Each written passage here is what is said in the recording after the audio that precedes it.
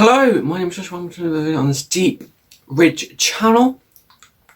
Today is part 2 of the films that I've watched in November video because I really underestimated how many films I'd actually watched this month. Also, when this video goes out, I think it's going to be like December, which is why I've got this on. So yeah, let's just get into it. So the first film that I watched like halfway through November is Meet the Parents. This comedy was very over the top and really uncomfortable to watch at some points. Ben Stiller does such a good job at playing this character. Things don't go to plan for him and you do feel sorry for him most of the time. He always gets into these really catastrophic situations. Obviously, Robert De Niro in this film as well, playing this very stern, intimidating father. It's very dark at some points. Overall, this was a really good comedy film. I'd give this film an 8.5. This is a really solid comedy film. And then I watched Coming to America. Again, another Eddie Murphy film. I just enjoy Eddie Murphy's films. I haven't really watched some of his like earlier stuff, like his 80s stuff. That's supposed to be like his golden era. In the 90s, he slipped off pretty hard.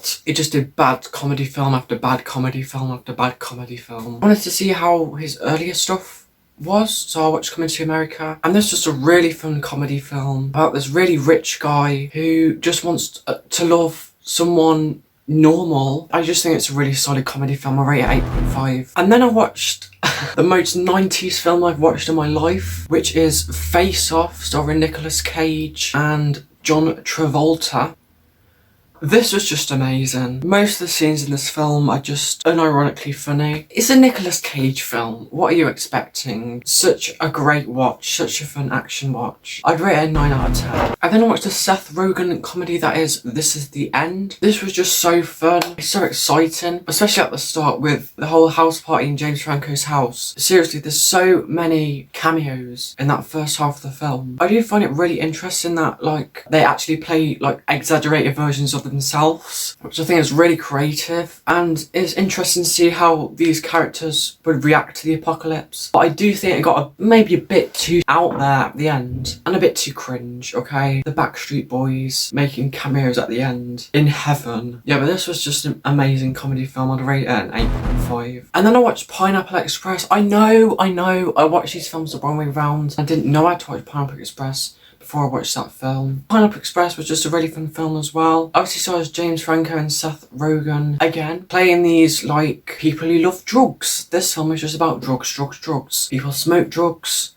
people smoke drugs, and people smoke drugs. Yeah, but the comedy in this film is really good. The action in this film is really good and comedic. Like This Is the End, this is a really crazy film as well, but it's more grounded. This Is the End is like the apocalypse and God sending people into heaven. Saying that, I think I do enjoy This Is the End a bit more because it's just a little bit more fun. All around, I give this film a 8 out of 10, I think. And then I watched Austin Powers International Man of Mystery. This was just a really good comedy film. I found myself laughing out loud a lot of times during this film. It's an iconic film. There's so many iconic lines in this. Obviously, Mike Myers does an amazing performance at playing not just Austin Powers, but Dr. Evil as well. I don't really know what else to say about this film. I think I'll give it a 9. And then I watched Austin Powers, The Spy Who Shagged Me. This is equally as good as the first, I think. I think it's a great follow-up. This film is even more stupid than the last, and it's even more out there and crazy. It's got to do with time travel, so it's just a really fun watch. I also love the new characters introduced, like Mini-Me and also Fat Bastard,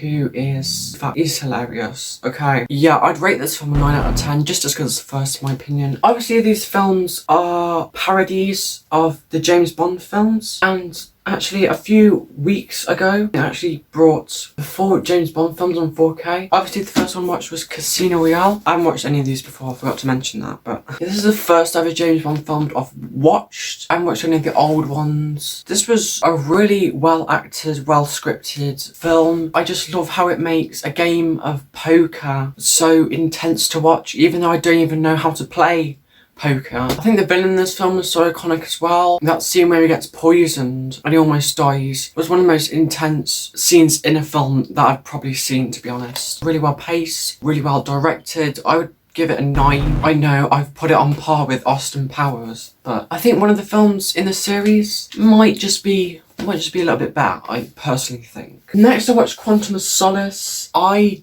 didn't like this film. It was really fast paced compared to the previous film I've watched. It's 1 hour and 40 minutes, I'm pretty sure, and it's like 40 minutes shorter than like most of these films. Yeah, it was way too fast paced. The pacing was all over the place as well. Weird editing choices a lot of the time as well. The woman in Quantum of Solace, she's just forgettable in my opinion. Also, there's some pretty good action scenes in this film. Pretty good score. It didn't really stick out to me like the 2 other films after this, which I thought I'd mention. Also, the villains were really forgettable in this film. I don't remember a single face. So yeah, this is just really forgettable in my opinion. I'd rate it 6 out of 10. And then I watched Skyfall. This was a really good film. This is my favourite out of the 4 films that I've watched. The score in this film really stood out to me as well. It feels very futuristic and very different. The shots in this film are just amazing. This is directed by Sam Mendes, I'm pretty sure. Same guy who directed 1917.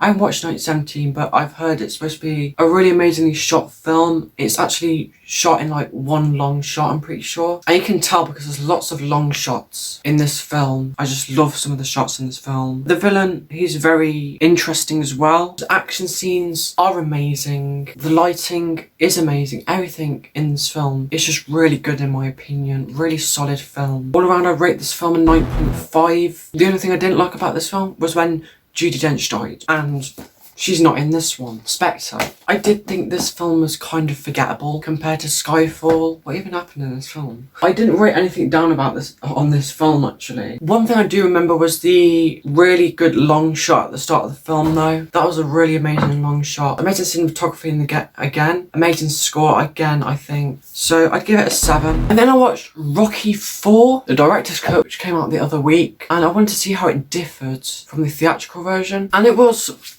very different, to be honest. I think the tone was changed quite a lot. In my personal opinion, I think it improves on the theatrical cut. Because the theatrical cut has a more 80s attitude to it. It's more jokey. In the director's cut, everything's a bit more serious. I also think it humanises Drago much more because in the theatrical version he doesn't get a lot of time to speak because his Russian people usually speak for him a lot of the time. But he gets a lot more time to speak in this version of the film, and you get to see a few more things from his perspective as well. Also, the big thing about this film was that it cut out the robots, which I didn't really mind in the theatrical cut. I thought it was a bit stupid and it hasn't really aged well. I didn't really find it that noticeable that it had been cut out of the film though. The film still flowed really well, and some new scenes were in place as well, which I think would make the film more grounded and more realistic. I think I rated the theatrical version 7.5, I'm pretty sure, or a 7, I'm not sure, but I'd rate this an 8. And then before I mentioned that I watched The Wonderful World of Jeff Goldblum Season 2. I watched Season 1 like last year when Disney Plus was first released. I was interested to see it. He's just really interesting to listen to. All around, this is a really interesting show. So I think Season 2 was pretty good as well. There are some boomer moments, especially that gamer episode in Season 1. Mega cringe. And in Season 2, I do think the dancing episode is kind of cringe, where Jeff Goldblum like goes into this house of TikTok dancers and he tries to do TikTok dances with them.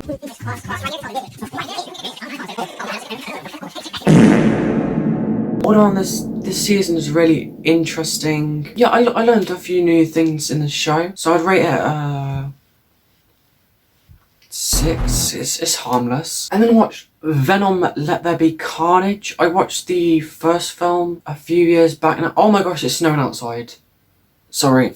I watched the first film back in 2019, I'm pretty sure, and it was a really enjoyable watch. And I was interested to see the sequel, and I personally think it's an improvement over the first film, because in the first film I didn't really like the villain that much. He was kind of boring, but this film, I think Cletus Cassidy was a really iconic character in this film, and also Cletus Cassidy's lover, whatever, I forgot her name. I think they're both iconic characters and they're really interesting to see. Overall, this film was really fun because the first film was like taking itself a bit too seriously, but this film, it lent more into that funny side. It dealt a lot with Venom and Eddie's relationship. Overall, I rate this film a 7. It's just a fun film. So that's it for the films I've watched this month. I'm currently watching the series Hawkeye on Disney Plus. I watched episodes 1 and 2. I think it's a pretty good show so far. I'm really enjoying it so far. And I'm also watching the Get Back documentary directed by Peter Jackson, 3-part series. I've only watched episode 1 so far, part 1. I'm not the biggest fan of the Beatles, but